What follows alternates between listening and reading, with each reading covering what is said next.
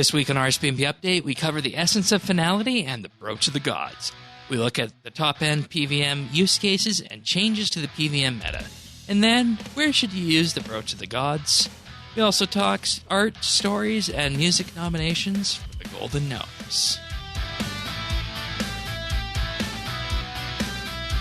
This is RSBANDB Update, episode 791, recorded Thursday, August 20th, 2020. Return of the Spec.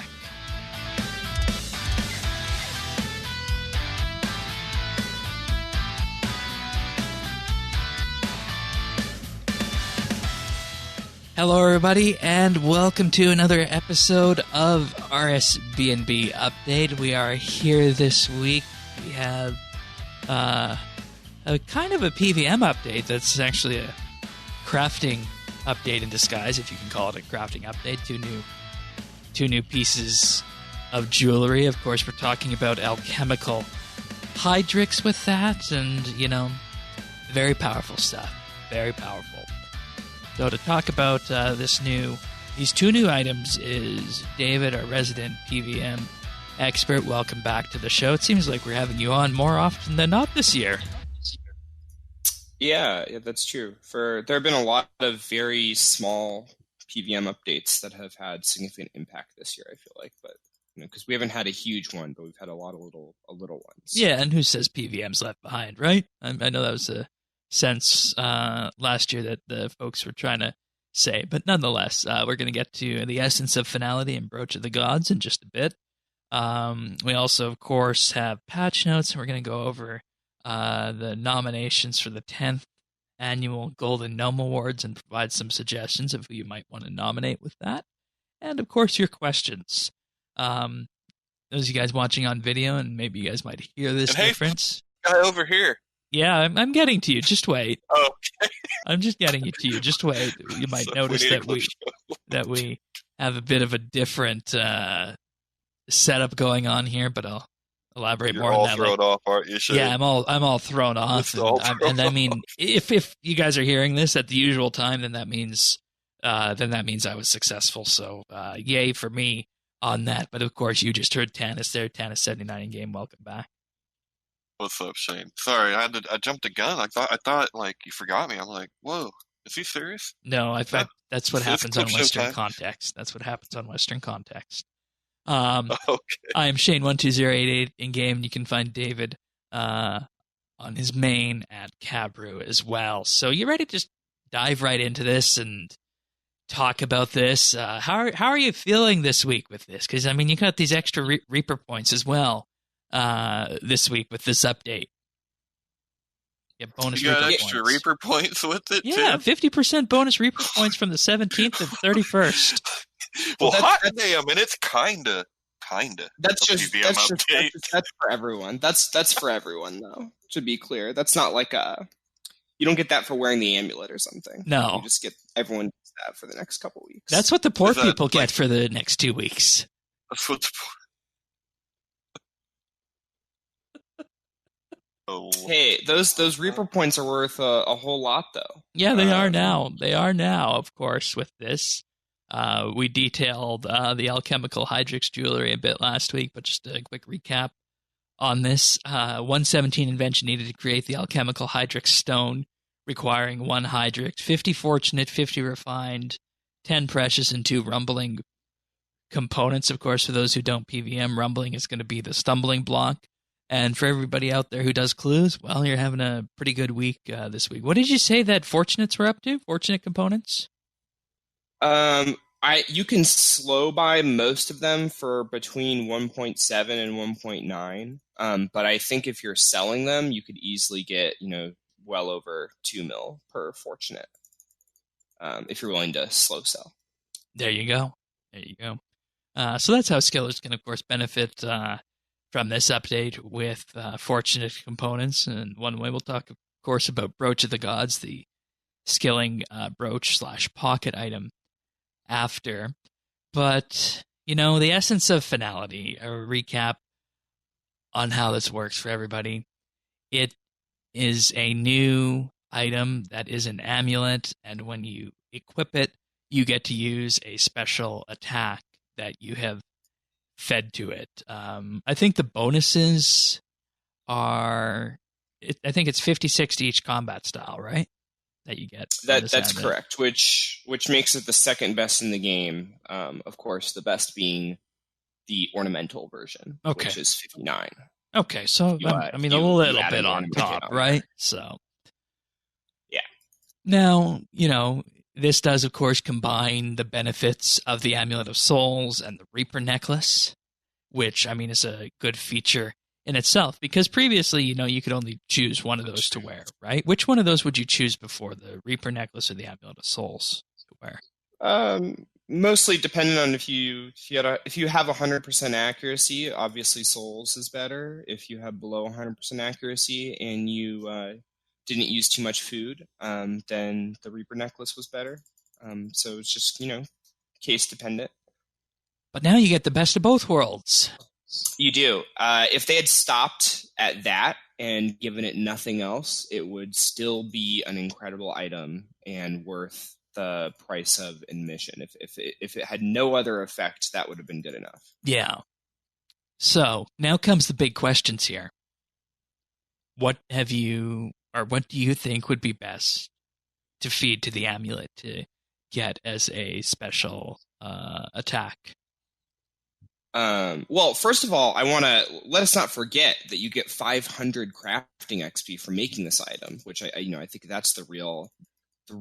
It's really a skilling update if you look at it that way, because you get. You mean we get 500 XP for making it, for making this, and we get a skilling brooch? Yeah, exactly. It's exactly right, Dan. I mean, I don't yeah, know. and that's why we'll talk about if the brooch is actually the skilling update. That's worth mentioning, because there's questions about whether it is or not, but that's a topic for after. But what would you use with this? So assuming you were out and about, and I guess I should ask the question, have you actually invested in one of these already? Oh, yeah, for sure. Okay, and what have you fed to it? I have one on both my main and my Iron Man. What special attack did you feed to it? This is a must-have. Well, currently I'm using it as a flex amulet. So I don't have the kind of money to just own a bunch of these. And also, we don't have an option to recolor them. And I imagine that in my opinion, they certainly should be recolorable. But anyways, I'm currently using the Gothic staff for the Claws of Gothic special for when I'm doing something with magic. So I think somebody mentioned that on last week's podcast as being one of the good ones that people might be interested in using. So that's good you picked that one up. Yes, yeah, definitely. Post ABS nerf, it's certainly Armadillo battle staff, right? Yes, Armadillo battle staff, and we could get into that in a little bit. And then the other thing is there are a litany of dragon weapons that have fantastic special effects, but have not been useful since pre-EOC. Uh-huh. And Make dragon great again. And that's exciting Make to me. Dragon great Yeah, again. I mean, they really did. So I'm currently flexing between the Gothic staff and the Dragon Dagger. I would say that a lot of the dragon weapons. So does that mean are you haven't excellent decided choices. which one to put into it, or you have two? No, it just means that when I'm using magic at a boss, I put in a Gothic staff, and when I'm meleeing a boss, I swap it out for a Dragon Dagger. It's just an additional little cost per hour. So Dragon Daggers are 30k, Gothic staff is maybe 60k, and so you just burn 30k every time you go from meleeing a boss to maging a boss, essentially. If that makes sense. And I want to ask, so we got how some is weapon diversity? Right? This is a weapon diversity project? In a sense, yeah, it is. It's a weapon diversity project that just has like 180 mil price of admission. So, yeah. And how is the damage of that dragon? I have 180 mil. I have 180 mil. Yeah, see, Shane has 180 mil. I mean, come on. The Dragon Dagger is essentially like a second Hurricane. So the melee ability Hurricane, it hits your target twice for pretty high high amounts of damage. And it's something like only there are 20 or definitely 25% adrenaline to cast that, right? Correct. 25% adrenaline, and there's no cooldown. So it really improves flexibility with Zerk rotation. So it does a few things that are interesting. The first is it gives you a lot more flexibility when you get Relentless procs. So Relentless being the perk that prevents adrenaline loss from thresholds or ultimates. Before, sometimes those procs were always nice, but sometimes they were kind of wasted. This means that you'll never waste a Relentless proc because that saved adren can go towards just spamming out a very strong special attack. It also means that when you use Berserk without an adrenaline pot, it's now much stronger because you don't have to have 50% adrenaline to cast a threshold. So when you Zerk without an adren pot, it's like you're getting in an additional threshold because the Dragon Dagger is the strength of a threshold, essentially. It costs 25% adren instead of 15, but you could use it with 25 or more, whereas a threshold obviously requires 50 or more. And so it just really provides a lot of additional flexibility for melee rotations. Melee was already wildly strong, so this makes it even stronger than before. And the thing I like is that different players, I think, will have a different favorite special attack. The Dragon Longsword is also super popular. Oh, yeah.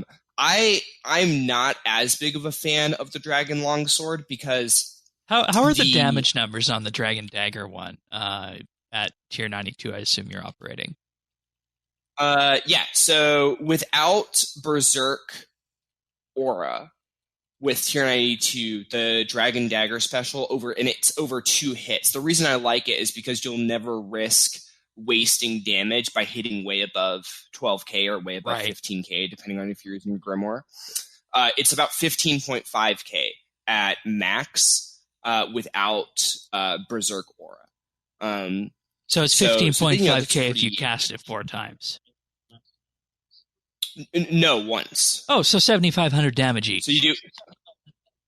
Yeah, so right around 7,500 damage each if you are in a Berserk, but not using Berserk Aura. And of course, the damage boosting ability of Berserk Aura doesn't stack with Berserk, but the level modulation does. So I'm not sure what it is exactly, but essentially it's around 7.5k per hit.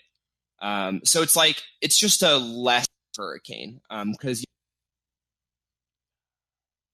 I wish people could see my face right now because I'm basically double face palming this because tennis 7,500 damage times 2 in a spec, and this was just with a tier 92 weapon. What other buffs did you have running at the time? Just out of curiosity here. Overload, the tier 99 prayer, the standard trend masterwork armor, just standard kind of best in slot gear, which luckily I have. But I will say on my Iron Man, I've been using this weapon, and my best spec so far, and that account has almost nothing as best in slot except the amulet.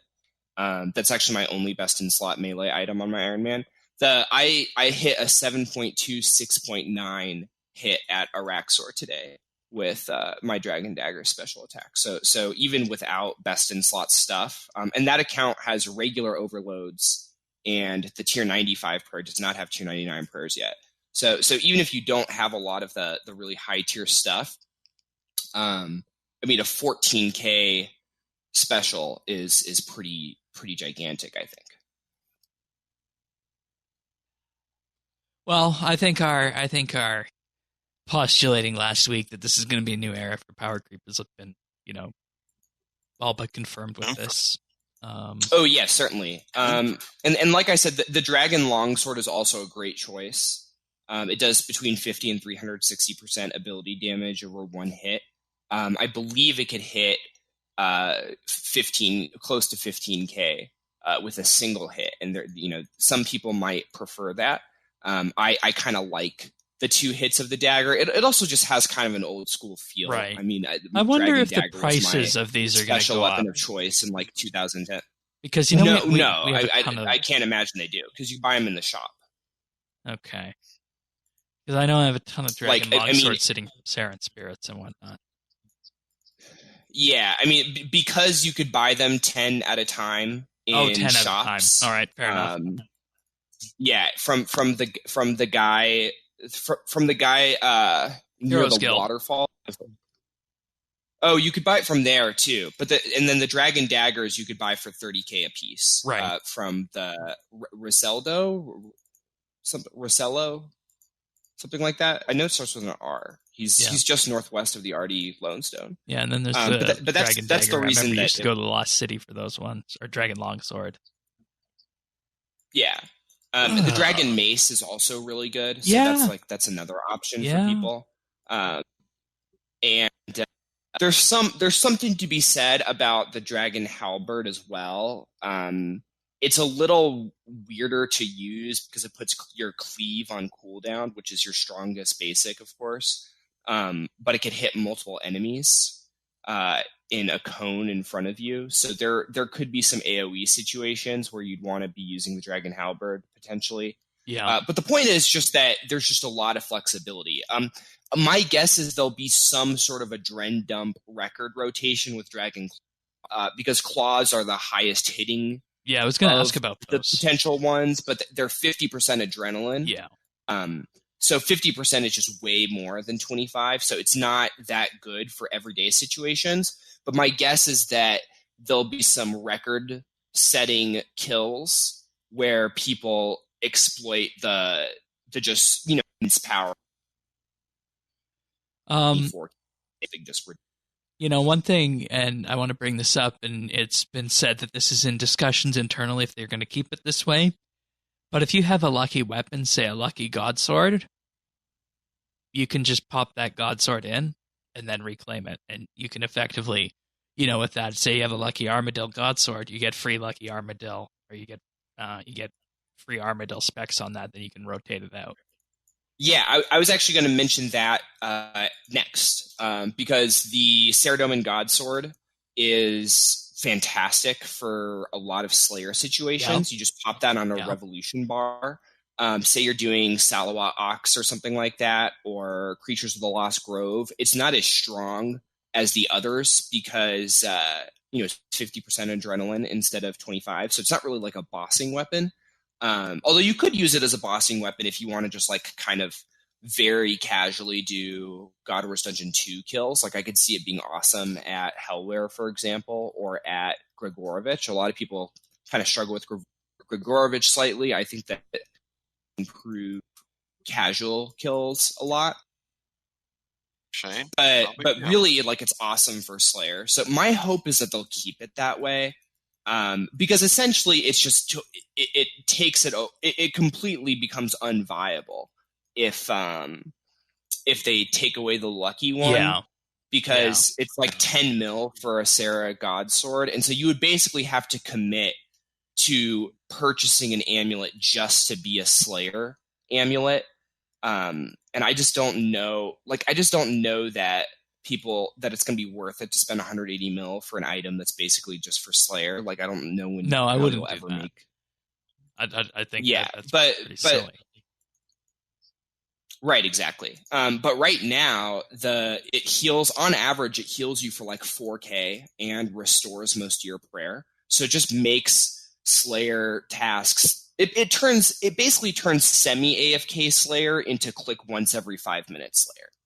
So I guess if that makes sense to you, that's what I would say the utility of that. What about the Stadius Warhammers? I know that was another one we were theorizing about last week. Yeah, so most people, myself included, right now my Stadius Warhammer is at like 93% or something, so I'm in no rush to put it in an amulet. But once my Warhammer is down to like 3 or 4%, I'll put it into an amulet. And I'll have to buy a second one. So I think most people will have 2 amulets, one amulet that's a flex amulet between their dragon weapon of choice and Gothic staff, depending on what they're doing. Right. And then a second, correct. And then a second one that is always a hammer. And you could actually make the loadout work easily because you just make your flex one ornamental. and then your hammer amulet non-ornamental. So then when you load a preset, It'll know what to pull. Right. And it's a godsend for Ironman. So I'm very excited about that because, something I was worried about is just like it takes a long time for Ironman to get a hammer. And now once you get one, you'll never have to get a second, which is kind of cool. Hammer prices have dropped. They're about $430 to $450 before this. I think they're around like $310. I think they're around $310 now. It's like one of the single biggest drops I've ever seen in the game's history. The hammer drop, that is. All right. We'll talk more about specific cases of what weapons to use after. Now, how much does this change the meta of PVM, would you say? Because I know earlier in the week you were thinking that, this might be a more important upgrade than going from tier 90 to tier 92 weapons, for example. Yeah, I think that's easily the case. So I headed to Telos on my main shortly after buying this with Gothic Staff. And I have Inquisitors on there and best in slot everything. But I think even without best in slot everything, you'd be totally fine. But anyways, I went to phase 5. I killed minions. Okay, so I killed the minions with a tsunami, which is what you normally do. And then I used Sunshine in the green beam. And the green beam, of course, pumps you full of adrenaline. And the only thing I did was hit the Gothic Staff special over and over and over. And that's all I had to do to get a Telos kill. So I just hit the Gothic Staff special. And most people find P5 to be the really hard part because it's kind of a complicated rotation. I didn't use a single ability other than Sunshine, Tsunami to kill the minions, and then just Gothic Staff over and over and over and over. And I hit between 11 and between 10 and 12k every single hit. And then in red beams, Gothic Staff special now hits 15k. Because I was using a Grimoire too when I was testing it. But you easily can hit 15ks with Gothic Staff. And before, obviously, it was a tier 60 weapon. Now it's a tier 97 weapon because you're using it with Inquisitors. And there's no cooldown, so you could just keep spamming it over and over and over again. So, in general, I guess the sense is that this is the new best in slot, and it's more important than going from tier 90 to tier 92. Yes, I would say if you've got tier 90 gear and you've got a couple $100 mil and you're deciding whether to upgrade to, say, Praisals or get this, I would say get this, and I don't think it's particularly close. I would say the tier 99 Prayer is a better upgrade. Although even that's debatable, honestly. I would say it's that level of good. It's right in the range of the upgrade of tier 95 to tier 99 Prayer. And I think debatably it's even better than that. And for its price, I mean, it's dirt cheap for how good it is. Like tier 92 weapons range from 550 mil to a bill. This thing is like 200 mil. Which is nothing. And the codexes for the prayers are like 600 mil. So this is like a really huge upgrade for the price. Even though 200 mil might sound like a lot, but like compared to how good it is, it's like nothing. All right. You can tell where my next question after this one's going to go. But Switchscape, what does this do to Switchscape? Because I know last year when we were around this time, actually, looking at the weapon diversity beta when that came out, there were some interesting things in there. But the number one problem that added to the game was more weapon switches and more switches that you're going to need to bring to a fight. So we talked about having a very powerful Essence of Finality and having a Flex Amulet or Essence of Finality. Do you think people are going to have more than two, and is this going to be a problem for Switchscape? I initially thought perhaps, but it actually kind of fixes some of Switchscape in a really creative way because it causes the Switchscape to exist pre-boss fight instead of inside of the boss fight. So you switch from your dagger to your staff or whatever before the fight starts. You don't have to do the switches in the arena. It's actually way easier to Gothic Staff special because before you had to equip the Gothic Staff and then hit special attack, now you just hit one ability. So it went from 2 inputs to 1 input to G Staff Spec. And if you're like me, and want to maintain your Aftershock stacks, it was like really difficult and took me hours of practice to master switching to a Gothic Staff without losing Aftershock stacks. And I actually wrote an article about that for Informer, that thing specifically. But anyways, that's a thing of the past because you will never lose Aftershock stacks. So it actually lowers switch scape because for a lot of these weapons, which normally would require clicking the weapon and then using the special, now you just get to use the special straight off. Now, was that something that a lot of the higher level PBMers knew? Like, is this pretty common knowledge? Is this something that, might have been brought up in, a small group setting, perhaps? Which element are you referring to? Well, that sounds like PVM quality of life. I'm just like, who do we know this had? I would say it's like was all about PVM. Very widely. I would say it's like very widely known. Like I think the Gothic Staff special in particular is like one of the most popular special attack weapons, has been since 2016. It gained notoriety following the release of Invention, when it was used for the first non-bug Duo Virago kill post Phase 5 buff. And so ever since then it's been part of everyone's loadout. And now they've taken something that was somewhat tedious to use, although obviously you get used to it over time, and they just seamlessly integrated it as an ability. So I actually think, Hammer, on the other hand, is a little different because hammering with a different style now requires an additional input, right? Right. And that's something we didn't say in the start of this, but we talked about last week, is that if you want to use a magic special attack, you need to be wielding a magic weapon. Right. So using special attacks of a different style now requires more effort. But if you're going to the trouble of using a weapon of a different style, to me, you're already willing to put in a lot of effort. And just adding one extra input isn't too big of a deal. I think on balance, this reduces switch scape in the majority of cases.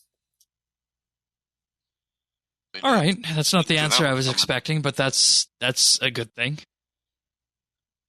Yeah, I think so. It really makes achieving high levels of damage more accessible than it ever has been. Okay. One more thing before we move on to the skilling option in air quotes. We'll determine if it's worth saying air quotes or not in just a moment. But the question I have is that obviously this is new power creep coming into the game, because it's making everyone more powerful with, no real downsides except for maybe some cost on the front, I guess you could say. Because there doesn't seem to be any downsides to this, is there? Yeah, and given that a max loadout PVM preset is going to run you like 12 to 14 mil an hour to use, adding an extra 30k for your Dragon Dagger is like pocket change. It's like hardly even noticeable. Okay. So once you buy the amulet itself, there's really no cost to it.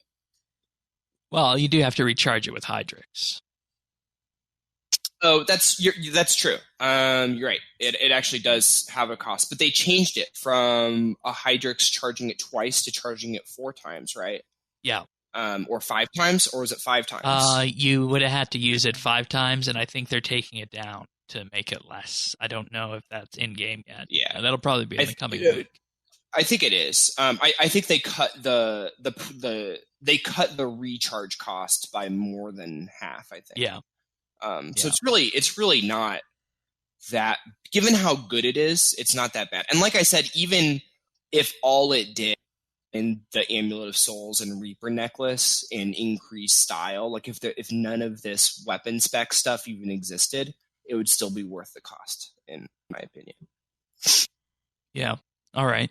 To repair it, the amulet can be repaired by 50% using 1 dust. So you only need to use 2 dust to repair it to 100%. Right. Yeah. Okay. Now, the question I have with this is, we talked about power creep before numerous times. Can the game sustain this? Because it seems like what the goal is with this, like Tanis, you were saying, it's to make somebody like you, after this comes down a bit in price, be able to take something like this and go do a Raxor easier than you could before. It just seems to be bringing down the barrier to entry on PVM if somebody has the money to invest in one of these. And the question is, can the game sustain this? Yeah, I mean, this is par for the course for their approach to PVM the last couple of years, which has been no new content that increases difficulty. The last time we got a boss where you could reasonably say it was a difficulty increase was Solak. And I think they said that's as high as they'd likely go. Right, Solak, and then Telos 1000 in Rage is what they've said. And they've said that a bunch of times, was 1k in Rage Telos was what they imagined the most difficult thing to do. And I don't know if you've noticed, but a lot of people have 4k in Rage now, like a ton. Like if you go to World 48 Use, there's always like 10 people with 4k in Rage. Yeah, and I mean, I've seen those fly by before, but I guess what I'm getting at here is, where do we go next with this? I mean, are we going to have to eventually at some point in maybe 3 years or so, bring down the power of everything in game, or what's going to happen? I don't know. I mean, nerfs are so unpopular that it's hard to imagine them doing that. But to me, they just have to change their mind about increasing the power of bosses. It really, they haven't increased the difficulty of PVM in 4.5 years. Yet every few months we get a new item that is a significant power boost. Well, just look what archaeology and it's becoming yeah, exactly. And it's becoming a big problem. I mean, the upside is that PVM has never been more accessible. The downside is, bosses are becoming like butter, which I think takes away the part of the enjoyment of PVM, which is that it is really hard. I think it's going to be one of those delicate dances that needs to be done, where there's always an eye on, is this thing too powerful, or are we having too much of one item in the game? Because, you can increase the ease of these bosses, but when you do that, they bring more of their materials in game. So then you need to look at the other side of that and make it so that the people who are using these materials are going to need to buy up more of them. And, last skill that we saw was effectively an item sink, was Invention that did that. So, I mean, it makes PVM easier, yes, but it puts them, and I don't know, you tell me if you agree with this, it seems to put them in a position where they're always going to need to look at the economy and see, do we have too much of this in game? Do we need to make an update that sucks this out? Or do we need to, make it so that it's less easy to get that item? Which, I mean, if it's an item that comes into game through PVM, that's not happening anymore, right? Yeah, exactly. I think power creep has been out of control for years now.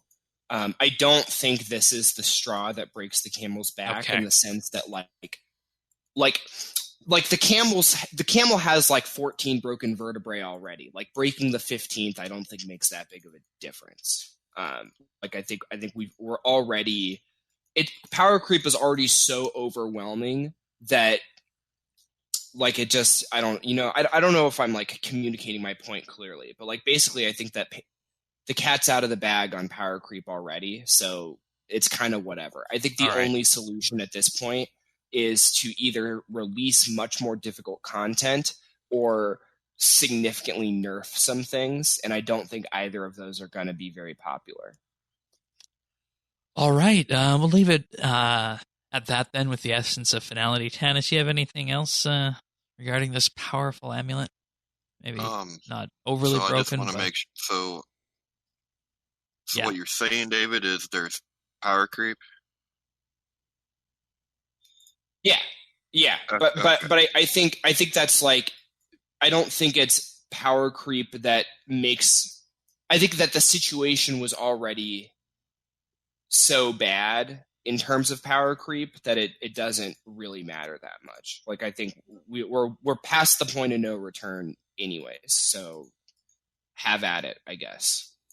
I got you. I'm kind of messing around, but isn't there something to be said for, like, I know when I play certain games, I want to feel like I'm a badass. And every little thing that makes me feel that much more powerful and being able to do that much more damage, or that's like, I mean, it's power creep, but it's also kind of a power fantasy, right? Like, yeah, I mean, that's why they keep doing this, because like these updates are fun. They're really popular. Like seeing just huge stacks of damage is really fun.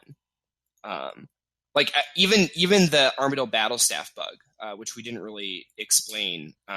Like, it was fun to watch videos of that. I wish I had been awake to use it because it was just hilarious. So yeah, I agree. I think power creep is fun. Has that bug been patched? Oh yeah, I think it was fixed. Okay, what was it then? They realized, yeah. So the way it worked was the Armadyl Battle Staff just lets you attack 5 times in a row in rapid succession. That's its special attack. The way it worked was you had one amulet with the Armadyl Battle Staff and a second amulet with a different special. So Gothic Staff was one option, or Miasmic Barrage from the Tier 88 staff from the Wilderness, from Revenants. Right. Vesta? No. Is it Vesta's? I don't know. So that's the spear. Vesta's the spear. Anyways, it was the staff. Basically, you would use one amulet, cast Armadyl Battle Staff, immediately switch to your other amulet, say it's your Gothic Staff, and then it would just instantly cast 5 Gothic Staff specials. Oh, so you would use the Armadyl Battle Staff and then do yeah. So like Evil Lucario did this with the Miasmic Barrage at 4K Enraged Telos and did like 300,000 damage in 5 seconds or something. It was just really funny on the barrages, and it worked for the AoE as well. Yeah. Just clear.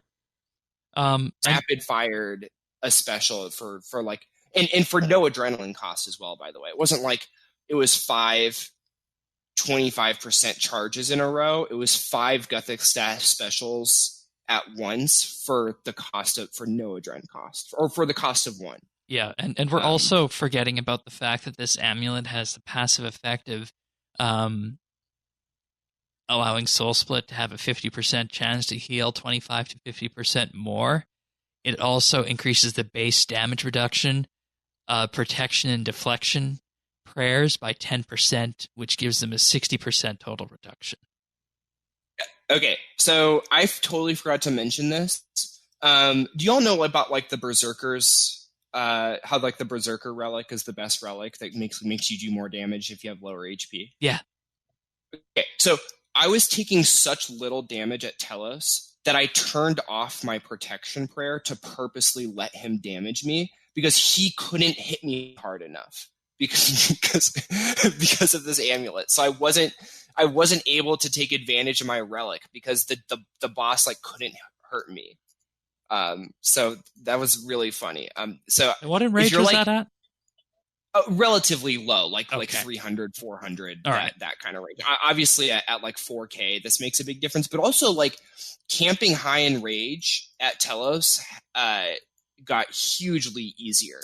So I totally forgot about that. I was really glad that you mentioned it, because once again, if that was the only thing, basically, like, this amulet has a bunch of different effects where if that was the only effect and it did nothing else, it would be worth its price.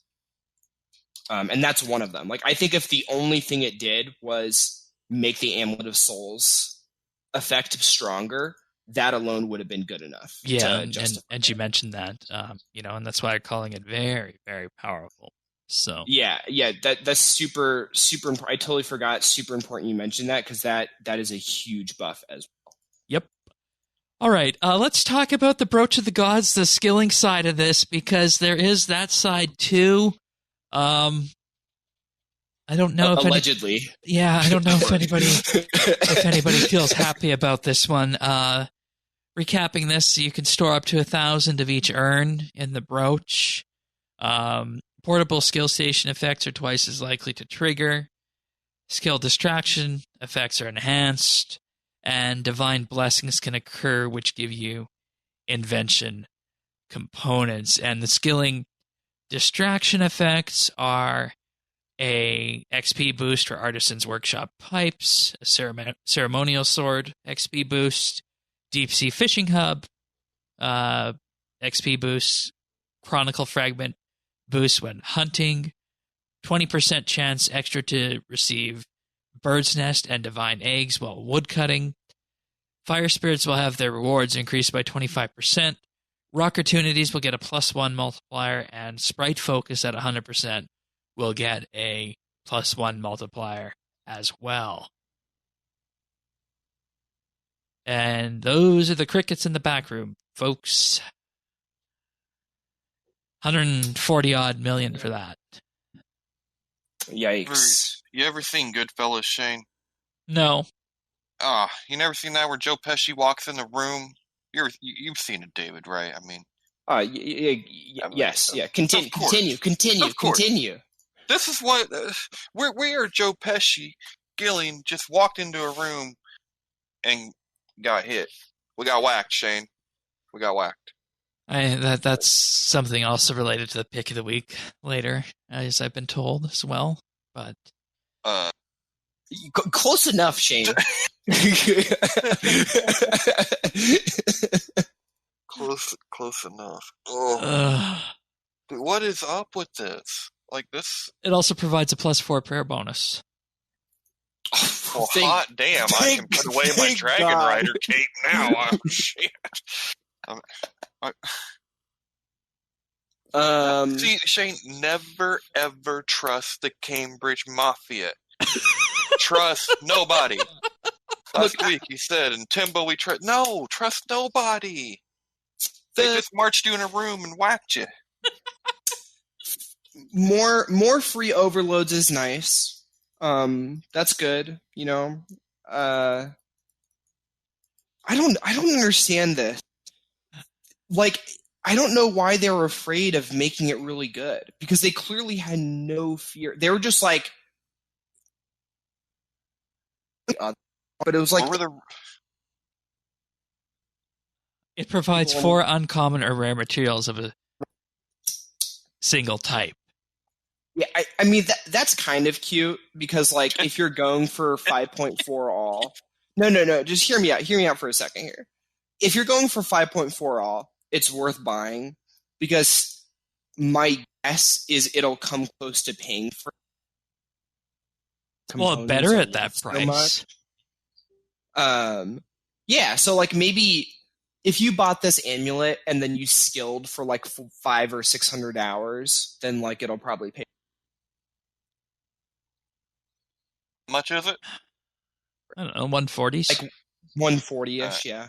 Right at 140. Give me one reason why I wear this instead of my Grace of the Elves. Well, you don't need to choose. You wear both. You wear both. Yeah, you wear both. This goes in the pocket slot. Yeah. You lose out on your scrimshaw. And most of the skilling scrimshaw, there are a couple that are good, I think. The tree shaking one is good. Yeah, you're running them regardless of how good they are. Usually you're going to be running them skilling anyway. Yeah. I mean, free Illusionkin, well, not free, because you're paying 140 mil. But the chance of getting Illusionkin components, Noxious components, stuff like that. I mean, that's decent, I guess. But that comes from scavenging, too. I mean, if you're running around with your weapon on you, you're always scavenging. Yeah. Yeah, that's true. I guess can't justify the portables cost, one is nice. It's let's talk about the portable one. That's a good point. We should talk about tying a 140 mil item like this to MTX. Is that the direction we thought we would be going into the fall of 2020? Well, your portable brazier, just to recap this, gives you a 10% chance that you'll save a log. Your portable crafter, 10% chance to save a hide or a clay.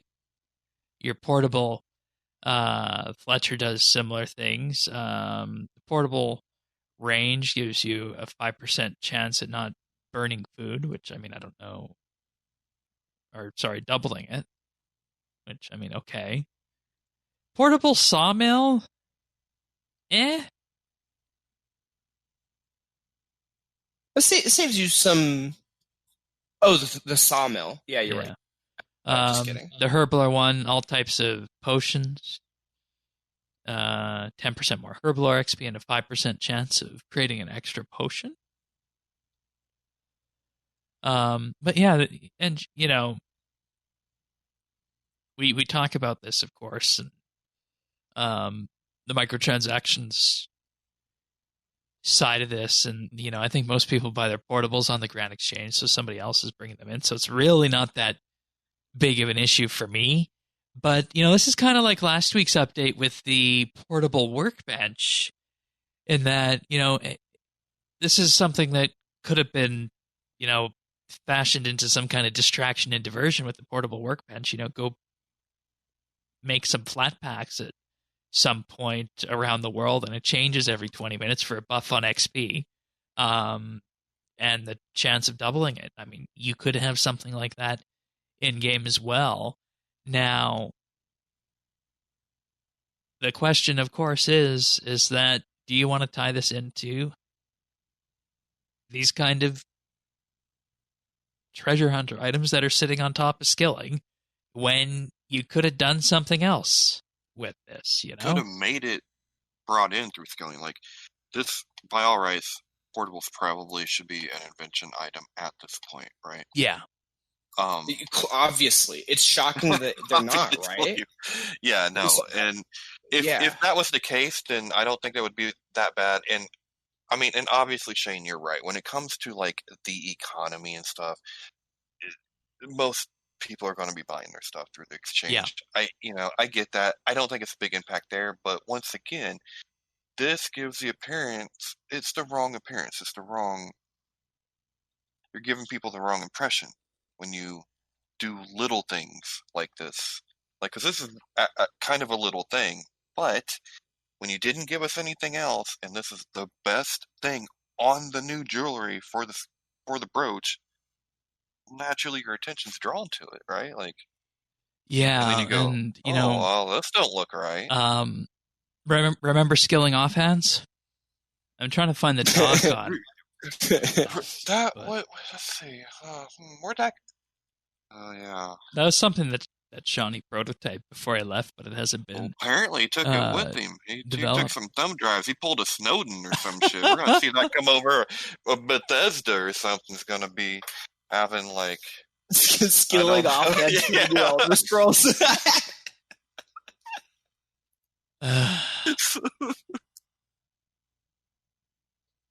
There's just so many different things that they could have done for this when it came to skilling, right? They could have done something like a skilling offhand, so to speak.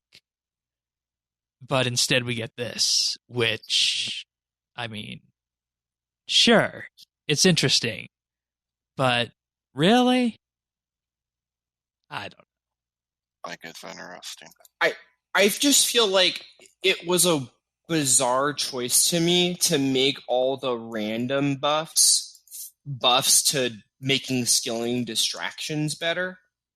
I just think that nobody would have felt it was overly powerful if they just made actual skilling training better. So like it's the ceremonial swords buff. Like why not just make Artisan's Workshop give 1% more XP? Like if they had just made it so, you know, the wisdom aura that's like 2.5% more XP for an hour a day. Like if they had just done like 1.5% more XP at each of like at Deep Sea Hub, 1.5% more XP at Artisan's Workshop. Like, does anyone think that would be too strong? Like basically just make it torso. Basically, they would just make it torstal sticks, right? Like torstal sticks that only work at specific locations that have a high upfront cost but no upkeep. To me, that would have been totally fine, and like everyone would have been like, "This is an awesome update."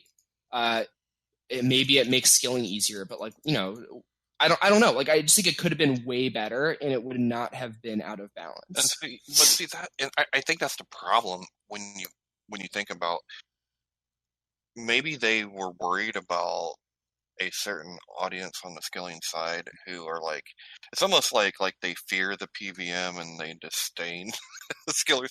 Well, they should have zero reason to fear PVM when, you know, the bulk of that last player advocacy group who provided direct input were PVM folks. Well, right, but PVM doesn't react to OP items the way that some people do in the skilling community.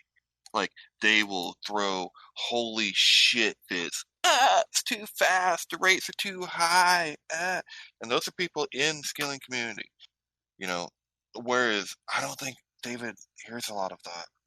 You know, I think they're like, hey, dude, get that amulet, let's go shake this money tree for a minute, you know, so I think you're right. Is that the case? And you know, just getting back to basics on this is just a really boring design. Yeah, putting everything else aside, it's boring.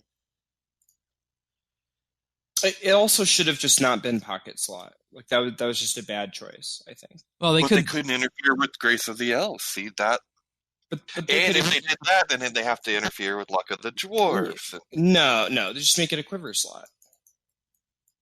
But then you couldn't have your quiver. Or not quiver ammo. Just make it an ammo slot. I mean, you don't need quiver. Like because the Brooch has prayer bonus, so you would just be like swapping out the quiver prayer bonus right. for Brooch prayer bonus. Oh, that is right. Yeah. I see. I gotcha. Yeah. Like there are just a lot of things they could have done to make it so that there weren't trade-offs. I think that's the problem, really, is that the PVM item has zero downside. Yep. Whereas this item, as like, even if someone thought like, okay, people are overly concerned, like this item's fine, need to be better, everyone is wrong. So whatever. But even if that's true, yes. Sorry, you go on, Taz. Well, what you're saying then is like, then by all rights, the brooch in theory is balanced correctly, and it's the PVM one that's too powerful. Yeah, and you know they didn't need. But you see the problem though. Like, remember what correctly? It's boring. It's slow. Right. It sucks. But you remember what David said like 10 minutes ago? He said that if the PVM Essence of Finality didn't have the special attack feature, it would still be an instant buy. Worth it. Yeah. I think that would have brought them closer together, without a doubt. You know, at the same time, like, I was only half joking when I'm saying that brought in weapon diversity. So I actually think it was a good thing for. But I just want to be honest with everybody here and say that if I was going for 200 mil mining or 120 mining, I would get this for the raw opportunities. And I like the sprite focus boost. The rest of them are kind of worthless, but those two on their own, I think, on the skilling side, are good. I mean, if you have that kind of money laying around where, you know, I mean, like, maybe if you hit hit a die on a clue, and you're like, Oh no, maybe. Well, but so I have a question for you, Shane. So Yeah. like I don't disagree with the premise of what you're saying, but let's not forget that opportunities only apply for in the context of tuner mill mining. That's just for Animica. So if And you're doing Animica for probably not mining, gonna be you're doing trying to make money. yeah, Correct? yeah, Right. So if you're trying to get max XP, obviously you're doing either Aaliyah Crablets or Saren Stones. If you're going for mining, or if you're going for money, you're going to do Animica. So spending 140 mil on an item that is only a buff for the 3 mil an hour money making method, like to me that seems like once again just not good enough. What Because about the I'm also going archaeology for one? 200 mil mining. So you Yeah, get I mean plus that one is good. Focus multiplier at 100%. Yeah, I mean, I would say if you're going for tuner mill archaeology, that one's like pretty solid. I mean, again, I think it's worth getting. I just think that it could have been a lot better, and it would have been no issue whatsoever. Yeah, like and making it a ammo slot item and just giving it more buffs. I hope that they'll continue to add enough little buffs that eventually it becomes really good, because I think that it'd be totally fine, and I don't think anyone would complain if they decided to just add a bunch of stuff to it. right, and the woodcutting one on this is garbage because it's plus 25%, and this is going in the pocket slot, but your scrimshaw also goes in the pocket slot. That increases your chance of getting nests and geodes by 300%. So, yeah. How do we feel about that on the woodcutting side? Yeah, yikes. I feel like if I had 140 mil, there's so many more better ways to spend my money. Yeah. Yeah, I mean, I'm going to get it on my Iron Man because it's nice to be able to farm components while skilling. Yeah. Like that. And, I mean, we don't have any data yet on how rare the rares are with this. And that could, like you said, if you're going for a 120, make it pay for itself over time. Yeah, I think if you're going for 120 all, then it'll easily pay for itself over time. And 'Cause you only perhaps that is the reason why you buy this. Yeah, because the Ilya components are 10 mil a piece. Noxious components are like 15 mil a piece or whatever. Right. So maybe they're less than that. I don't know. There are several components that are like at least 5 mil. Fortunates, they're at least 2 mil now. So yeah, there are a lot of components that are really good, and so it'll pay for itself. If you're going for 120 all 5.4, something like that. But if you're just going for a max cape, it's hard for me to imagine if your goal is 99 all that this is even close to worth the money. And but if you're going for 120 all, and just based on the fact that I all, don't do PVM, and I'm not going to have these items and whatnot flowing through my bank, this is actually making more and more sense for me to buy or make just for the divine blessing aspect of it. And don't shoot me for this, but I think that is the selling point. And as we talk about it more, I am selling myself on buying it. See, I still wouldn't buy it. I mean, I think if you could make it, maybe you can make a case for it. If you have the stuff laying around, because you do clues and you do a little PVM, so you got your, I feel like you make a case to make it, but. Yeah, I mean, also on my Iron Man, it only took me a day to farm the fortunate components. So, yeah, it's not that bad. I know you said rumbling is somewhat of an issue, but yeah, it would be for a skiller. Let's just but if you get a main hand Drygore and augment it and then disassemble it, main hand Drygores are around 20 mil. I mean, you get about 16 components from that. Or a tectonic, I don't know what would be better, that or a tectonic mask. All right, let's math this out here. if you're just doing herb farming. So a Toadflax is worth 10,175, and you get on average, if you're fully kitted out, you get it on average about 12 per patch. And we have 7 patches in game, of course. So that's 854,000 per. And a Toadflax seed only goes for 4,200 each. So let's just round that down. Or let's just do 4,200. So 854K minus 4,200 times 7. You're making on average 825K per herb run. And let's say you did 5 herb runs a day. That's 4.1 mil a day if you were to buy this. And the price that we were looking at for the alchemical Hydrix was 115. So, I mean,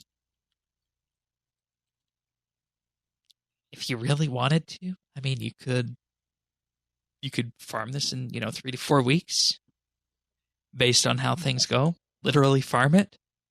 Yeah, I mean they are higher now. But I mean, it's feasible. It's just a question of if you want to.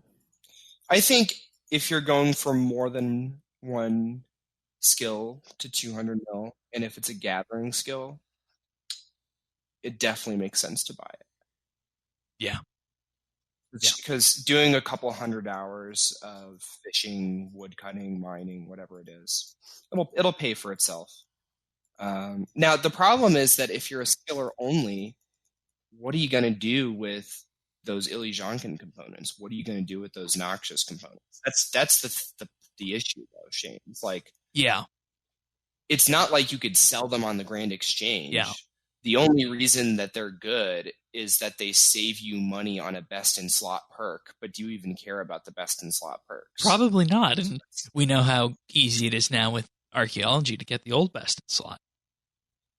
Or the new non-best-in-slot cheap perks, which are better than the old best-in-slot, which cost basically free by comparison. So, I mean, PVMers are willing to pay a bill for like a 2% upgrade, but I don't know if skillers are. So like that's the other problem with it, with the only money making element being components, is that if you're not both a skiller and a PVMer, it's not actually a money maker because those components are useless.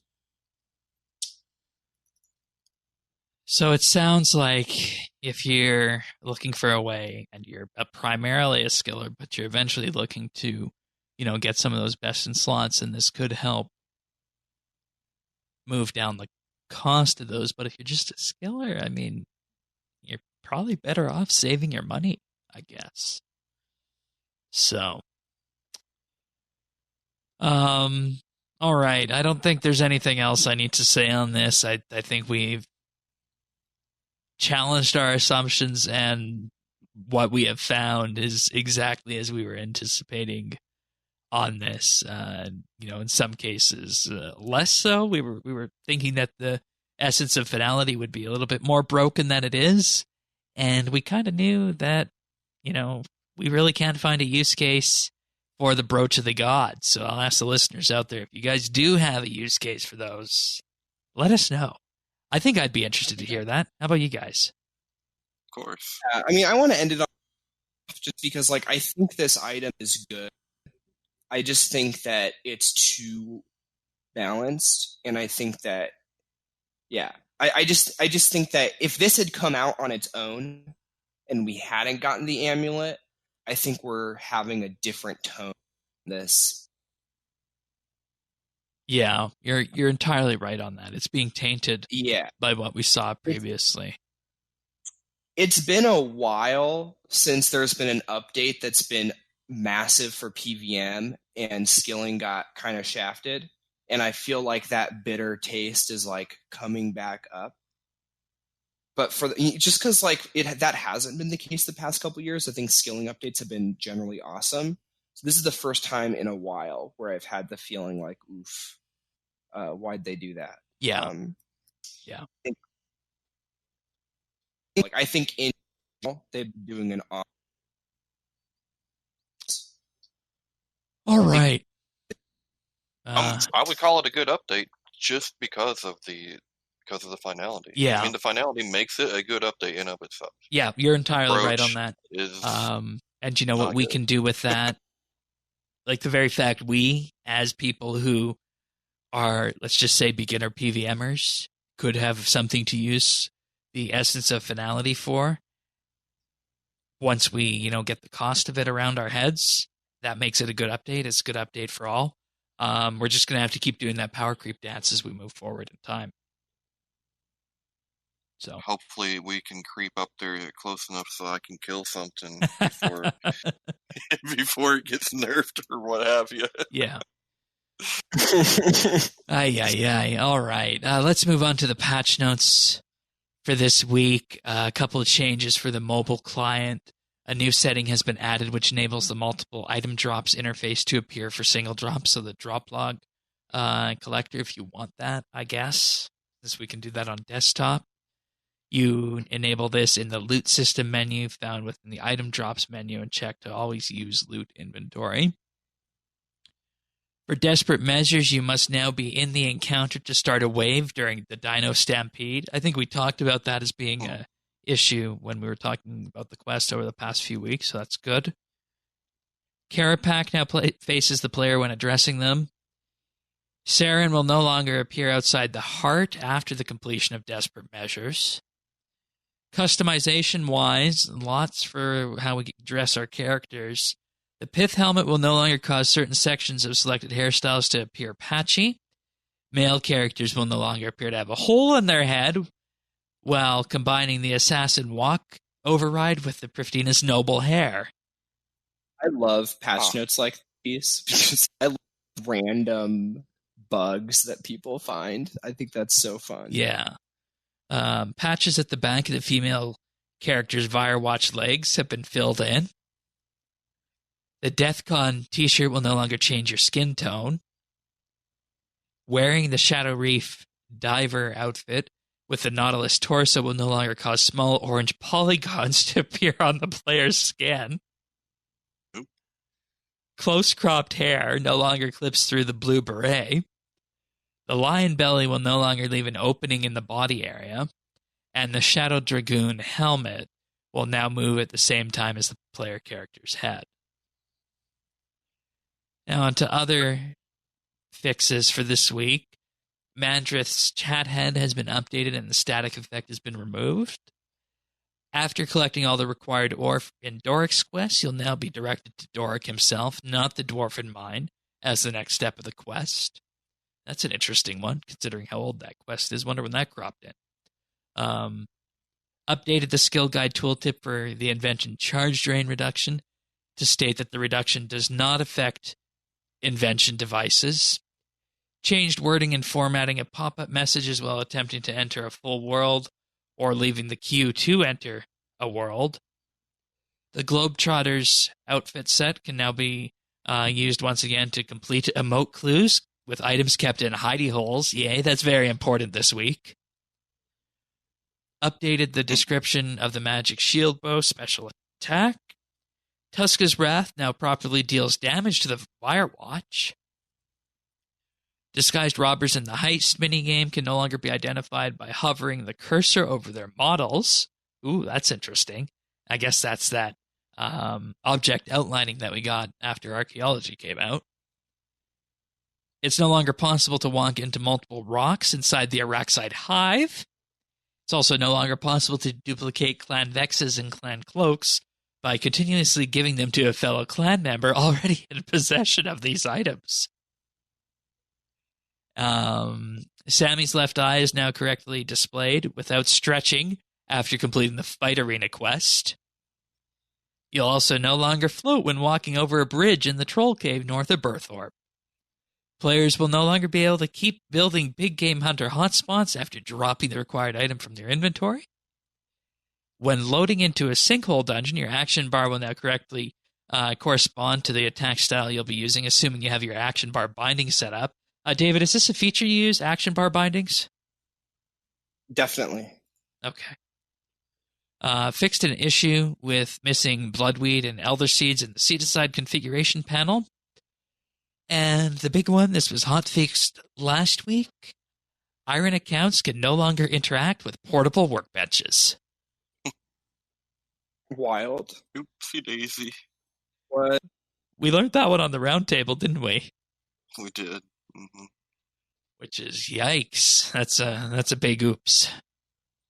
It's a really big oops. Yeah. And fix of the week, ducks will no longer swim through the banks of the River Lum. And that's their category. Time, haven't they? Yeah, they have. They have. And I guess it's just the way the water model works. But that's the patch notes this week. Not too much to write home about. I think the biggest thing was probably the Iron Man portable workbenches fix. But nonetheless, let's do some community outreach here, because nominations for the 10th annual Golden Gnomes are now open. There will be a Golden Gnome ceremony this year, despite there being no RuneFest, and they want your nominations for Golden Gnomes. There will be a video category, a streaming category, an art category, all of which will be put up to public vote, and then a community category chosen exclusively by Jagex. You need to have your nominations in place until or by August 30th at midnight UTC. And all the categories are what we'd expect. Best new video creator, best new old school video creator, best video creator for both, best RuneScape video, best old school video. Streaming categories, best new streamer for both games and best streamer for both games. Then the art category, which has seen an expansion this year to include best new RS artist, best new old school artist, best RS artist, best old school artist, best RuneScape artistic creation, best old school and RuneScape artistic creation, and best cosplay creation. And I actually want to talk about some of these in this category, because this is actually really important category. It's a category that's evolving, and it's something that is new. And we have a wide breadth of people here at RSBANDBupdate. We of course have people like David. We of course have our insane skilling crew like Brew, who we talked about archaeology with after it came out. But we also do have an eye into the art community, and we were talking about this, and Diana had some really good artistic recommendations that you guys should check out. And, I encourage everybody to nominate these people that we're going to talk about, because some of these things that are here are just truly amazing. First things first, I want to talk about Saxspieler. And what she has done is, created a whole bunch of pieces of art. And I'm showing some of these off right now on the video version of the show. But if you're on the audio version, just check them out in our full show notes at update.rsbnb.com.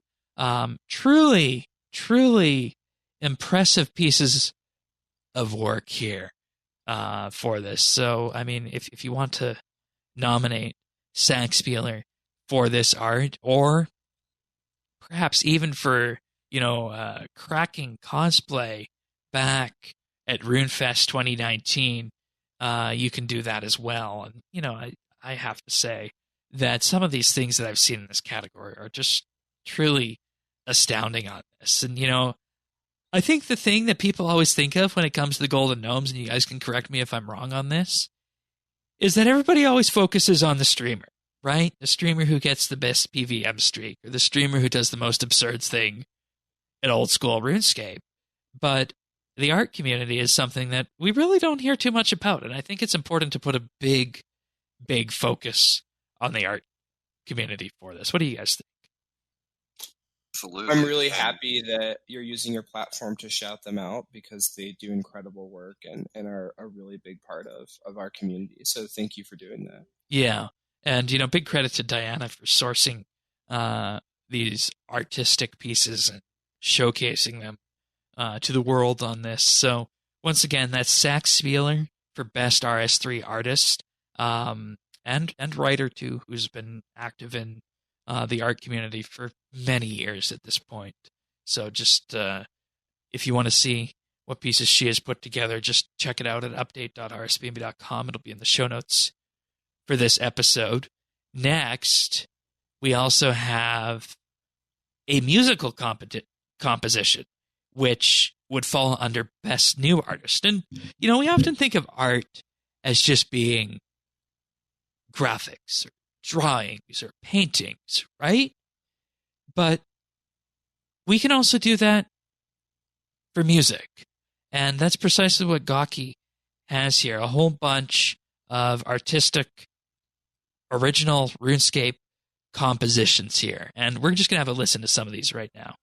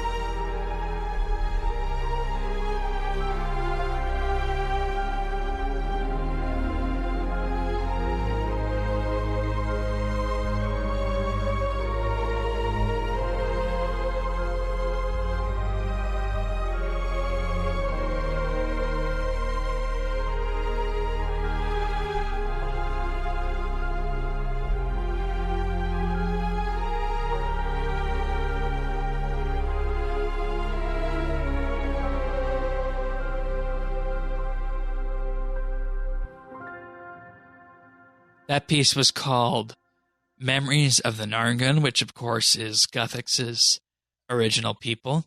The next piece I'd like to showcase is Rav's Last Goodbye.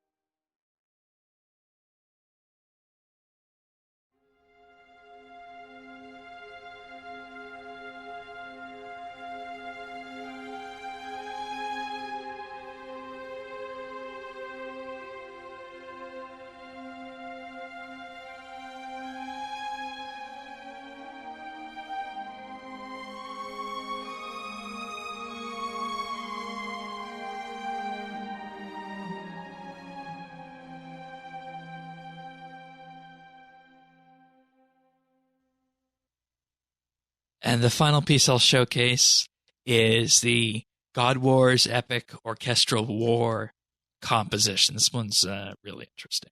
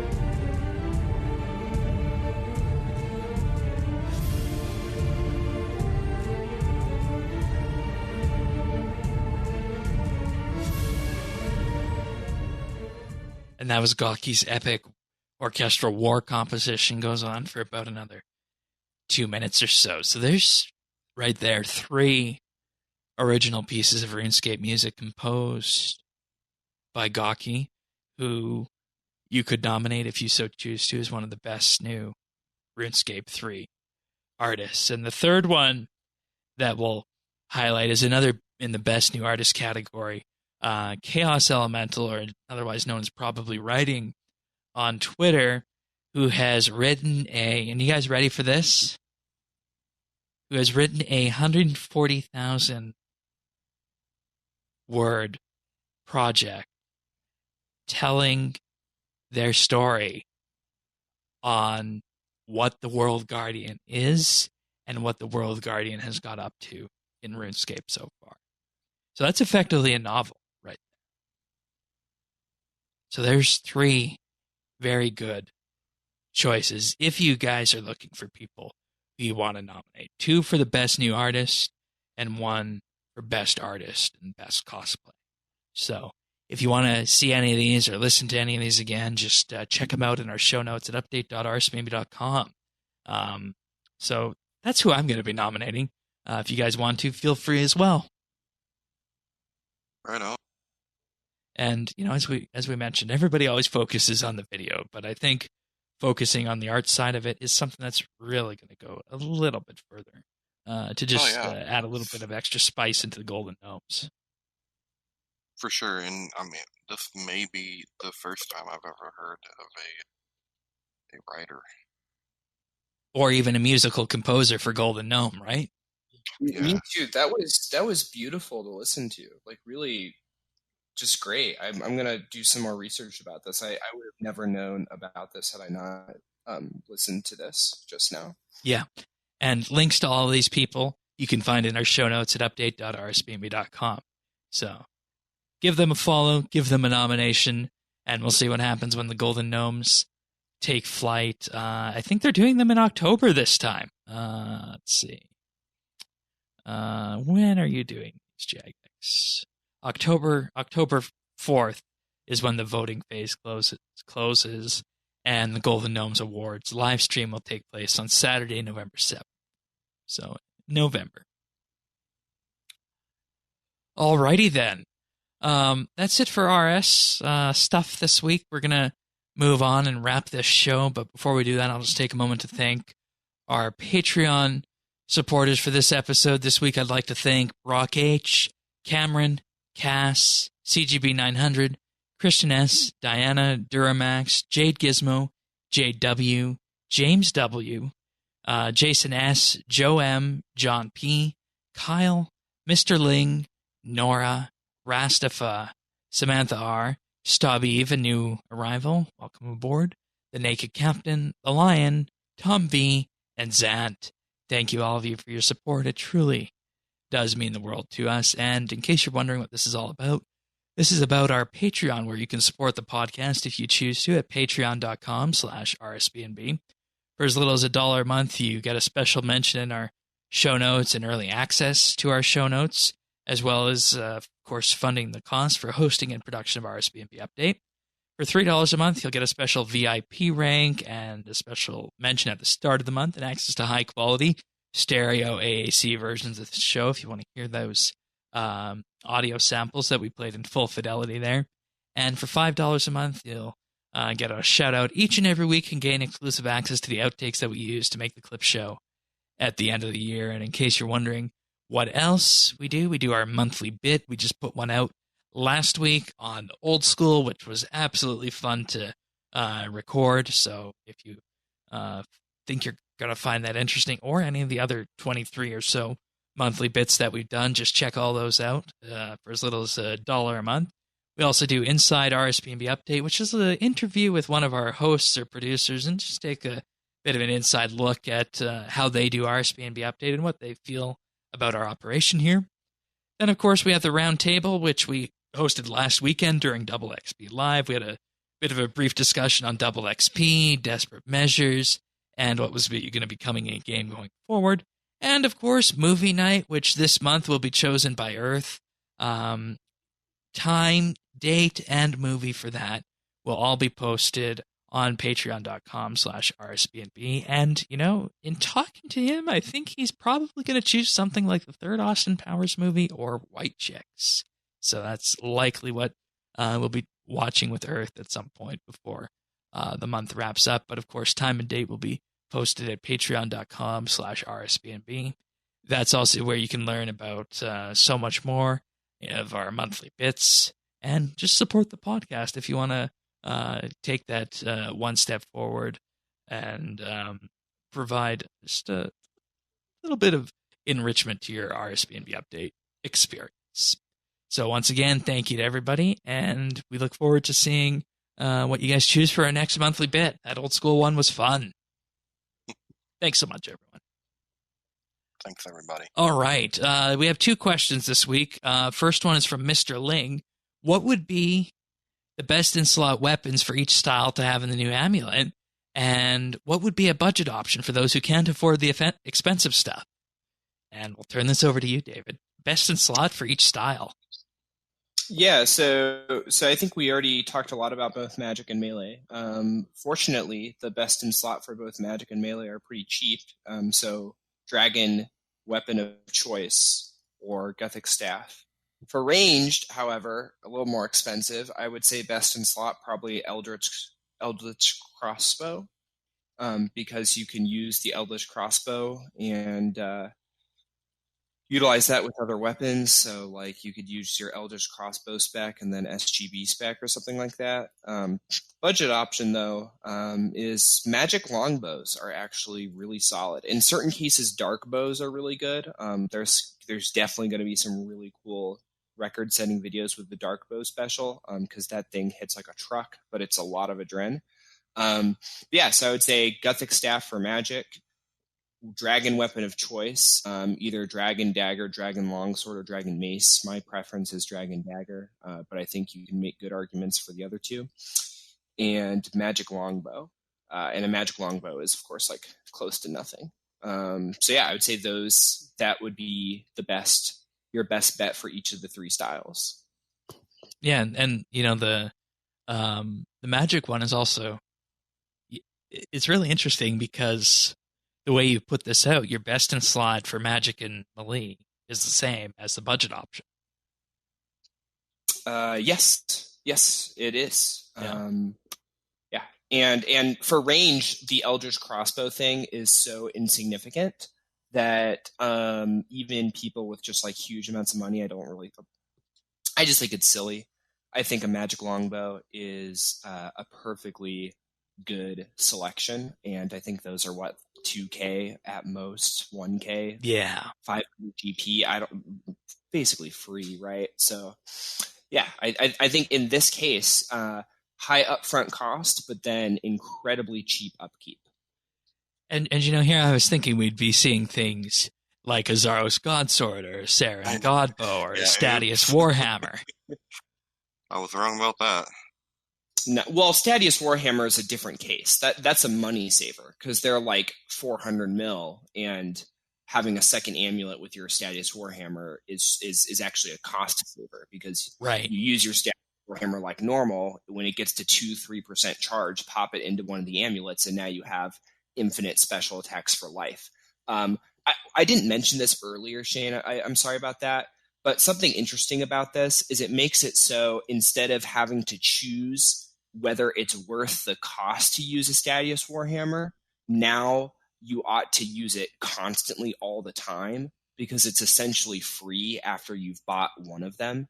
Because you just put it in it's not free because it costs the price of an amulet. Yeah. But nowadays, once you buy your second amulet for your hammer, you could just literally hammer spec everywhere all the time, constantly. I'm going to be hammer specking Telos at 100 in rage, which I would never have done before because it costs so much. Or like at Yakamaru, I'm going to be hammer specking constantly because why wouldn't I? It's now no longer a cost. Which is another form of power creep in of itself. Neat. What is the Eldritch special attack anyways? I'm not familiar with that one. It changes Soul Split from healing you to increasing damage, but it only works while you're wielding it. So you can now put the Eldritch Crossbow in the amulet, use the spec, and not have to be using the Eldritch Crossbow. So you could either be using Blightbound crossbows or the Saren Godbow effect. Nice. All right. Yeah. But I wouldn't worry about that too much. If you got a... Yeah. And you know what's really interesting about this, and I think this will be the last thing I say on this episode? I remember when EOC came out, people were always saying, oh, our special attacks that we had before, kind of useless. And they were. And they keep it seems like every 6 months since the EOC... Say again, you broke up there. And I'm just agreeing with you that was the case, and now they're back. Dragon weapons are back. I mean, that's kind of nostalgic. It was cool being able to use the Dragon Dagger again. I found that to be really fun. I'm telling you, it's weapon diversity. Right? The simplest solution. Yeah. I mean, it is. There's a choice to the weapon in a way, that you're going to use now. It is in a way, and there really truly are advantages and disadvantages to different choices among the different dragon special attacks, and I think that's really fun, and a really fun addition to PVM. I really like it. All right. Thank you, Mr. Ling, for that question. I'm glad we got to summarize which weapons we'd wind up using there for that. Next one from Sunset Fish, A Journey with Nostalgia. Out of the ever-expanding RuneScape playlist, what are some of your favorite tunes, and what memories do they evoke when you listen to them? Also, do you own the official soundtrack on CD or vinyl? I would have bought it if my favorite classic tune, Long Way Home, was included. I have it on CD. I think some of my, and I'm going to just have to say, go through some of the, I think, stereotypical favorites on this. Born to Do This Too is good. I forget the name of it. I got to look at the jacket to find out what it is. But one thing I think you really can never go wrong with is Newbie Melody. I think that's classic. Probably one of the top 3. What do you guys think? My favorite, I don't know if it's on the album, although I didn't know it was on vinyl. I'm going to have to buy it now that I know. Oh, you collect the vinyls? I've gotten into vinyl lately. When quarantine started, that I decided that was going to be my retail therapy hobby, was getting into vinyl. I'm sure that sounds silly, but it's made me happy. So I've been doing that. But my favorite all-time soundtrack is the one that plays in Barbarian Village, because it's just very nostalgic for me for when I was a very young kid and hearing that for the first time. Yeah. For whatever reason, I really connected with it, and I just get really happy when I hear it. What's it called? Do you know? I'll look it up right now. All right. Another one on my list is A Hero's Return. Oh, no, that's an ad. We don't want that. Sorry about that, folks. That was a bit disconcerting there. Tanis, how about you? So, I'm always going to be partial to the track that we heard in Lumbridge when he got dumped out from Totoro Island. Yeah. Because it's just burned in your head. But I think the other thing, for me, a lot of gaming tracks that I find memorable are from their themes. So that kind of 8-bit kind of style, pre-orchestra style that we used to have on the old RS2 login screen. I love that because it just takes you back. Yeah. And I love the new orchestral stuff too. I do, but there's something about that. Here's one. Here it is. A Hero's Return. I found it.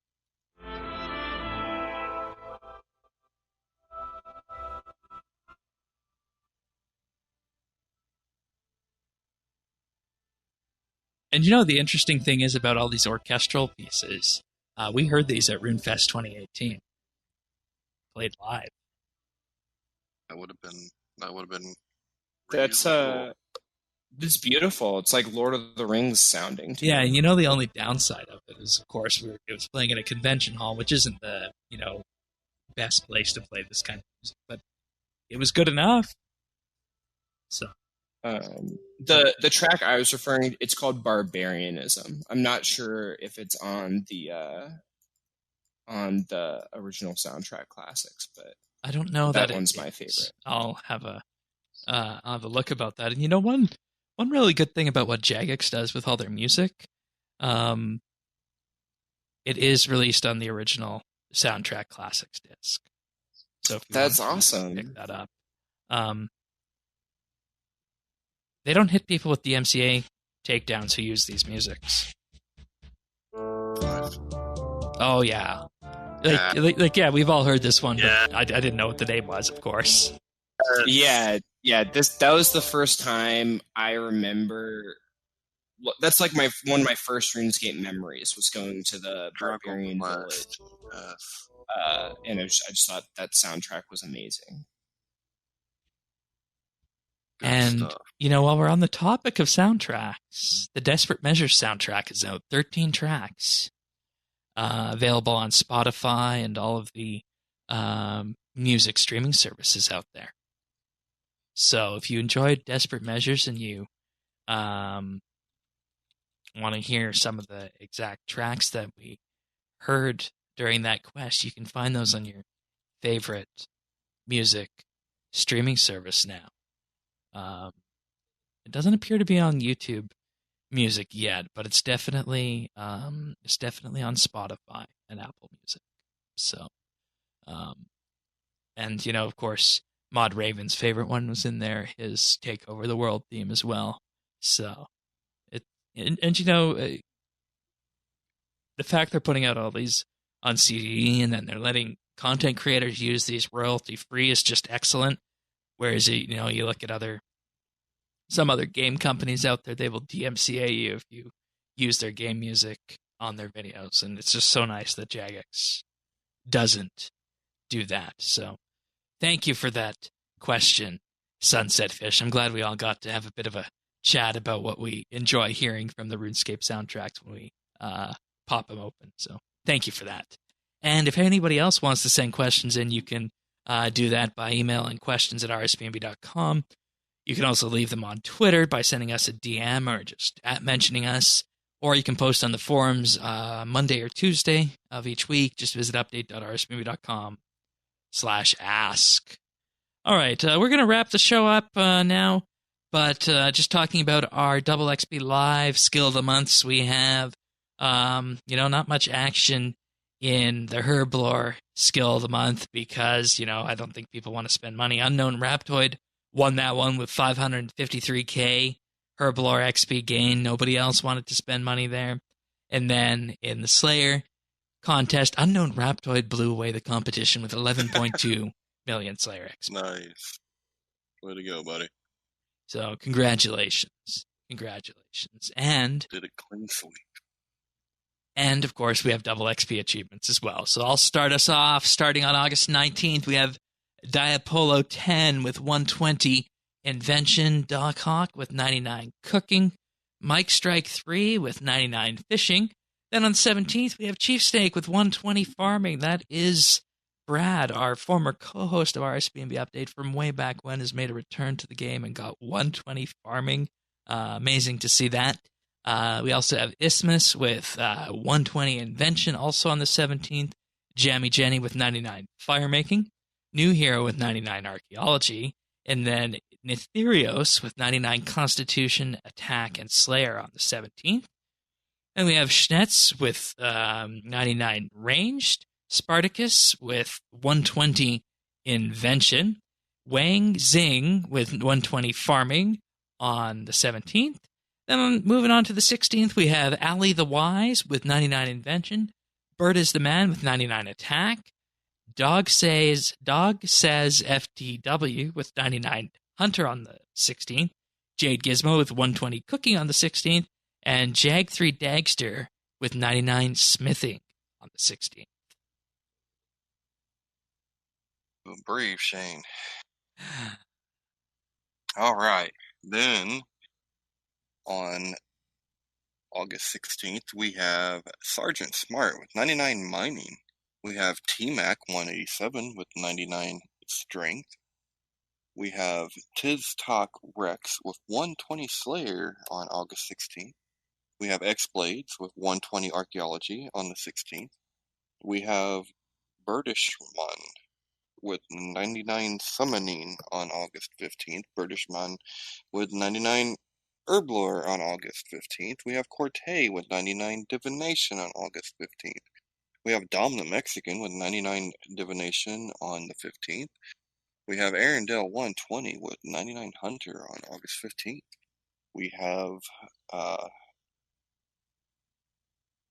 Ferox Kratos with 99 Firemaking on August 15th.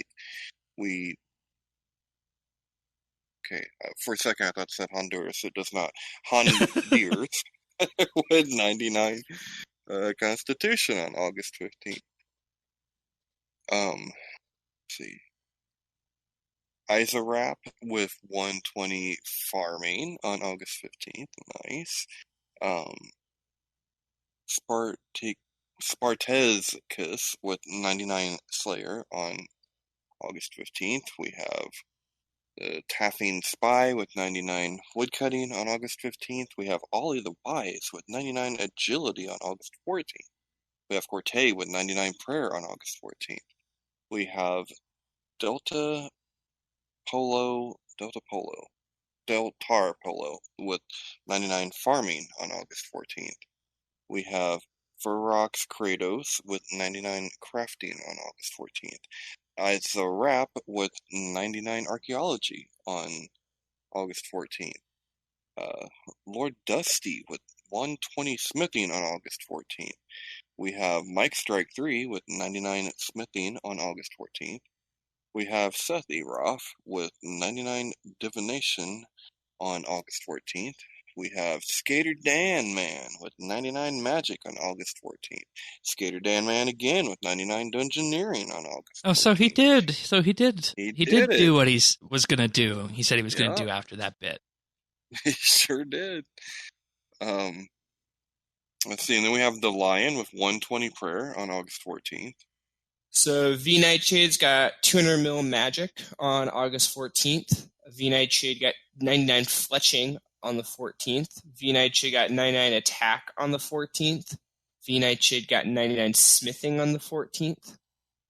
99 strength on the 14th. 99 fire making on the 14th. 99 hunter on the 14th. And 99 ranged on the 14th. So big day for V Nightshade. Vivian achieved 99 Herblore on the 14th. Ali the Wise got 99 Construction on August 13th. Ali the Wise also got 120 Dungeoneering on August 13th. Arcane got 120 Construction on August 13th. Bulbasaur 99 Hunter on August 13th. Doc Hawk 99 Divination on August 13th. Arendelle 20 achieved 99 Fletching on August 13th. For Ferox Kratos, 99 Hunter on August 13th. Jaggy Dagster with 99 Cooking on August 13th. And Jammy Jenny with 99 Construction on August 13th. Nicely done, everyone.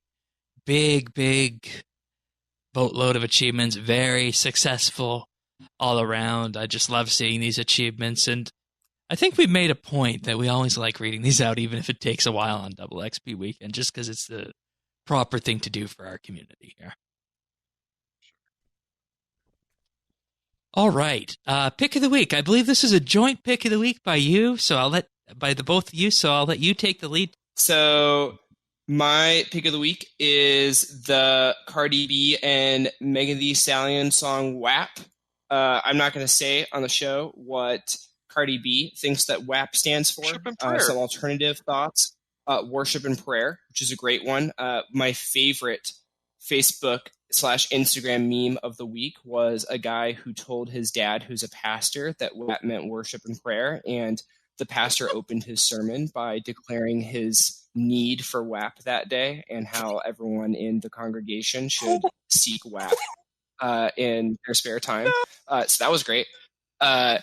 There is a Ben Shapiro meme video about it, which is pretty high quality, I thought. I listened to it, Tanis. Oh, I love it whenever little Benji comes around. Oh yeah. I think Women Against Patriarchy is another good phrase for it. So yeah, I think that it's an excellent generational defining song. I think that lots of articles will be written about it in an academic context. I'm sure that it's already in progress. It's taken social media by storm, and I've enjoyed watching it. I actually think it's a really catchy, fun song. I think Cardi and Megan Thee Stallion are awesome. And I think that what they did was bold, clever, creative, and something that men in the same industry have been doing for years without question. And I feel that the incredible reaction to them doing it demonstrates the difference between the way that society views male and female rappers, and shows that. And sexuality generally, and I think that we have a lot of progress to keep making, and I think that the conversations brought about by this song have the potential to have a real positive impact. Obviously, there'll be negative implications to it as well, but I think generally speaking, a lot of good conversations are going to happen as a result of it, or at least I'm trying to think optimistically and positively, given that 2020 has been a rough year.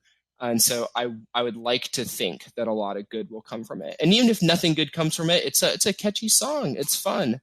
I've had wonderful conversations about it. I'm sure you have. And the remixes are going to be fire. I mean, the number of memes that have been produced by this song is just enormous. So that's just wonderful. So WAP, WAP, WAP. And she's even, she's interviewed Bernie and Biden, and I mean, Cardi is in the popular, what is it, zeitgeist now? Like it's totally the Cardi bopping at a Lakers game gif in the red. I don't know if you've seen that one, Tanis, but like Cardi B is like bopping to a song at a Lakers game. It's like a ubiquitous gif for me. Okay. She just knows how to have a good time. You know, she knows how to have a good time, and I think that's something that a lot of us are seeking right now is kind of remembering how to have a good time. So throw on WAP and relax and either laugh or guffaw or whatever. But whatever reaction is, have fun with it. I would totally play a few seconds of this on the show, but I don't want to. Don't do that. Don't do that. I don't want to get. I don't want to get any. Don't do that. Get DMC'd there, buddy. Yeah. And I think we'll just put a. We should put a parental not safe for work note. Yeah. Don't play this. Do not play this at a job that you are interested in keeping. Although if you want to like get fired with a bang, blast it on the loudspeakers at work. I mean, if you work at like the church gift shop or it's got to be the right setting. Yeah. If you blast this at like an Abercrombie and Fitch, it's probably like par for the course. But like there are some, like if you're like in a corporate office or something. Although, does anyone? What about at the DNC? Ooh, you know what? There's DMC probably a lot of WAP at the DMC, but I would think it's probably not a good thing. I think that the DNC would be too afraid of the backlash to the backlash. So I think you could get away with playing WAP at the DNC. So if whoever is in charge of music at the DNC happens to listen to RSBANDB, please blast WAP as loud as you can during one of the speeches. Like Biden, if Biden maybe that'll wake Joe up, eh? Please. Yeah, and bring a mop and a bucket. Yeah. Make sure. Maybe that should be his. What if that's his go-to intro music? Like, he comes in with a mop and a bucket. Ooh, yes. Maybe Cardi B could be part of the transition team. Like, could you imagine? Could Cardi B be the White House chief of staff? Hey, Cardi Cardi B's down with the Green New Deal. I mean, I'll take her for something. I don't know what secretary. Yeah, I mean, I feel like Cardi B's got to be an honorary squad member at this point. Yeah, right. For sure. I would love that. I think if Biden did that, it would be the most exciting thing that a Democratic candidate for running for major office has done in a long time. It would certainly bring energy, which is something I think a lot of people feel that maybe he could use a little bit of. Yeah. So yeah, maybe Biden just needs a little whap in his life. Maybe whap. That's what he's missing. Maybe that's what he's missing. I think it is. I think so. And on that note, let's just say thank you for that pick of the week. I can't hold it together now, but thank you, Shane, for letting us have fun. We appreciate it. Not a problem. Not a problem. Listener discretion advised, of course. All right, what have we been up to on RS? Let's start with you, Tanis. I'm back on the archaeology grind. So once I got done with double XP, double XP was crazy. So first I started work. I was going to do fishing. And I did that for like, I don't know, a couple of days. I'm like, or not, yeah, cooking. That's what it was. So I did like 2 or 3 days of cooking. I'm like, yeah, I'm really bored with this. So I started fishing because, you know, that's way better. But for whatever reason, it did work out pretty well. And then I was working on different stuff with the alt. I did, gosh, herb lore and summoning and you name it. I was doing it pretty much on the junior account. So a lot of attack stats. So I got my defense up to 90, and I think I almost had my attack up to 90. So very nice, coming right very along. nice. Yeah, it's getting stronger. Yeah, that's about it. Now I'm just back to archaeology hardcore because I feel like I'm getting to a point where we're going to be pushing through here. Are you going to catch me? Oh, I don't know if I want to catch you, but I did like finally start buying some material, and it makes it go a lot. Yeah. Oh, yeah. A lot faster. Yeah. All right. As for me on double XP, I didn't use much of it at all. My extent of double XP was doing around 4,500 or so protean planks at the round table and after the fact. I did not get the pet. You challenged me to do my 4,500 or so protean planks, and I did not get the pet with them. I'm surprised because you have that kind of luck. But aside from that, I just have been doing archaeology still. I made a major push last week for 105. I mentioned I was at the spot last week as we were finishing the show. I finished the Everlight mystery after that show, so Everlight is done. Currently just taking it a bit slower right now, doing Tetra Compass farming on Zamorak 3 of all things, believe it or not, because I don't have all the artifacts for Red Rum Relics 2 until level 110, and I really didn't want to go down all the way to like the 80s or low 90s for Red Rum Relics 1 on that. But Zamorak 3 is what I've been doing, and I will probably also be buying materials as well, except I'm going to be sourcing mine from the money I make from herb farming, which is absolutely amazing when you think about it. Just the sheer price of toad flax and quorums and whatnot in this day and age. Herb farming is a really, really impressive moneymaker. So I'll be funneling all that money into archaeology, and I feel okay doing that. I'm glad I got to 99 without spending a cent on materials. The only money I spent was on the Maddox, so I'm okay now with the post 99 to start, dipping into that. And as long as it's funded through herb farming, I have no real problem with it. But aside from that, I have some housekeeping stuff to do. I have a lot of stuff from the last Yak track that still needs to be disassembled, which requires divine charges. So I probably need to spend 3 or 4 hours at the divine energy colonies, getting divine energy, just, restocking up on that to make both charges and also porters, because, you need those with archaeology. So it's going to be a bit of housekeeping this weekend, I think. So nice slow after double XP. How about you, David? What'd you get up to on double XP?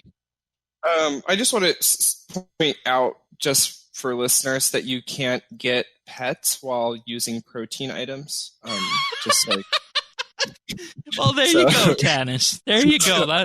That's why that didn't happen. It's a pretty rude challenge. I'm glad that there wasn't much placed on it. Did you know behind the scenes that was the case?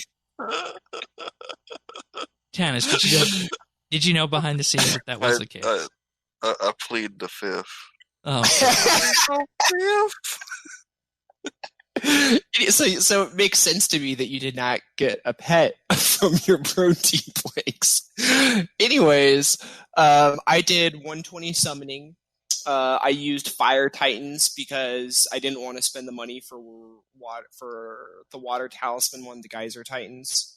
It took it was just ridiculous. It was like 6 or 7 hours to go from 99 to 120 at less than 2 GP per XP. So that was cool. And then I mostly did Slayer, and I used the new Slayer Introspection perk as well as the Slayer 120 cape to basically do as many Ripper Demons as I possibly could, because they're both just ridiculous XP, like between 2.5 and 2.6 mil XP an hour on double XP weekend is what I was getting.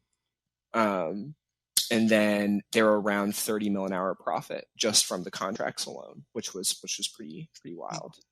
Nice. So that I just did a lot of that. So I made like maybe 600 mil or so just doing Ripper Demons.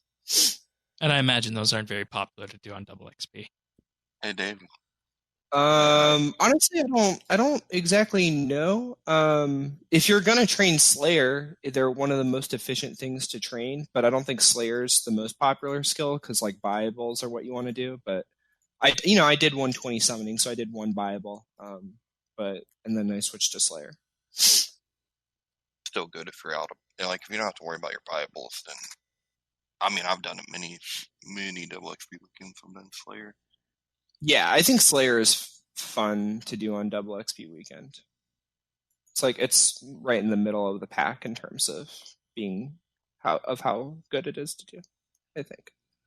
Alrighty, well that wraps up this episode of RSBANDB Update. Thank you everybody for joining us. David, thank you as per usual for your insights and thoughts on everything PVM related. I appreciate it. The listeners appreciate it. So thank you so much yet again. And of course, thank you to all of our listeners who sent in those wonderful questions this week. And of course, if you want full show notes, you can find those at update.rsbmb.com.